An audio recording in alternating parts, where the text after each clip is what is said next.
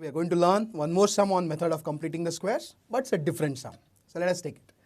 The question is this: solve ax square plus bx plus c is equal to 0 by completing the square method. So let us do it. Take up the equation ax square plus bx plus c is equal to 0. And any sum completing the square method means we have to apply 6 steps. We all know which are the 6 steps. Let us take the step number 1. What is step number 1? Coefficient of the square term should be equal to 1. What is the coefficient of the square term in our sum? The coefficient of the square term or first term is a. Let us make it 1. How will you make it 1? By dividing throughout by a.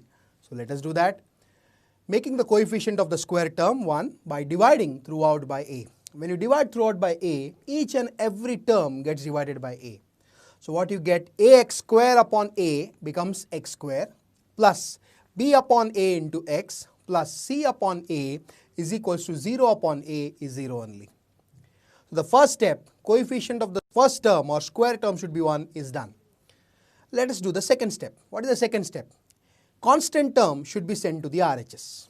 Okay, constant term on the RHS. Now in these 3 terms on the left side, which is the constant term? The last term, c upon a. So keep that in the RHS. So what you get is x square plus b upon a into x is equals to plus c upon a goes to the right as minus c upon a. And once the constant term goes to the right, we'll call this as equation number 1. Right? So 2 steps are done. Now coming to the third step. What is the third step? Find the third term. And third term, you'll have to use that formula. And what is the formula? Third term is equals to half into coefficient of x the whole square. Right? Which is equal to half into coefficient of x. What is coefficient of x in our sum? It is b upon a. So half into b upon a the whole square. Now let us multiply here these 2 fractions. 1 into b will give you b, upon 2 into a will give you 2a. So what you'll get is b upon 2a the whole square. And when you square it, b if you square, you will get b square. 2 you square, you get 4. And a if you square it, you will get a square. So what you have is b square upon 4a square is the third term. Now this third term, you have found it. Once you have found it, what you will do with it? Add the third term on both sides of equation 1. So let us add third term on both the sides of equation 1. What we get?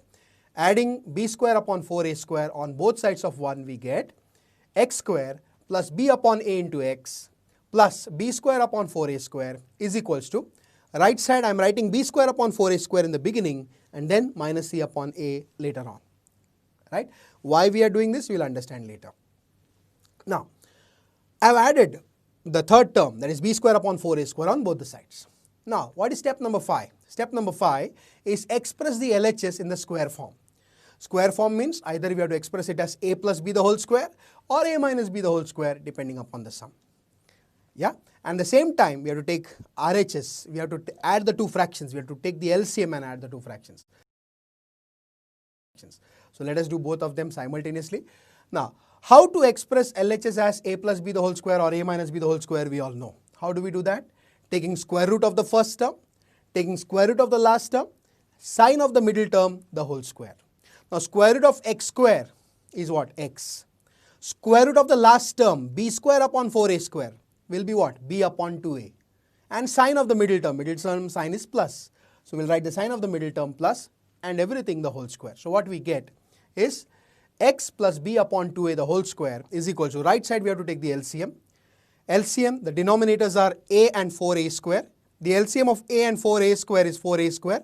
So the first denominator is 4a square. Let us make the second denominator also 4a square. To make the second denominator 4a square, what we'll have to do? We'll have to multiply up and down by 4a. Then you will get the second denominator as 4a square. So what you have is x plus b upon 2a the whole square is equals to b square upon 4a square minus c into 4a becomes 4ac upon a into 4a becomes 4a square. Now, if you see the right side, the denominators have become same. And since the denominators have become same, let us combine the denominators and write it once. So what you get is x plus b upon 2a the whole square is equals to b square minus 4ac upon 4a square. Right? Now, what is the next step? The next step is take the square roots and write the solution. Why take square roots? Because we are solving, we are finding the value of x and x is inside the square. To get it out, what we will do, take square roots on both sides. So when you take square roots on both sides, what you get is x plus b upon 2a is equals to plus or minus root of b square minus 4ac upon root 4a square. Root of 4a square, 4 comes out of the root as 2, a square comes out as a. So what you have in the denominator on the right side is 2a.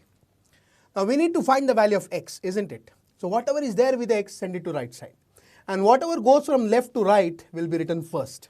So what you get is x is equals to plus b upon 2a goes to the right as minus b upon 2a plus or minus root of b square minus 4ac upon 2a. Can you see the denominators have become same 2a, 2a? Let us combine both of them and write it once. Same denominator, it is common. So x is equals to minus b plus or minus root of b square minus 4ac the whole upon 2a. This what you have arrived at the last step. This is called quadratic formula. This formula was derived by an Indian mathematician. His name is Sridharacharya. Hence it is also called Sridharacharya formula. In simple words, it is called as quadratic formula. In the next module, we will learn how to use this formula and solve the sums. Right? Thank you.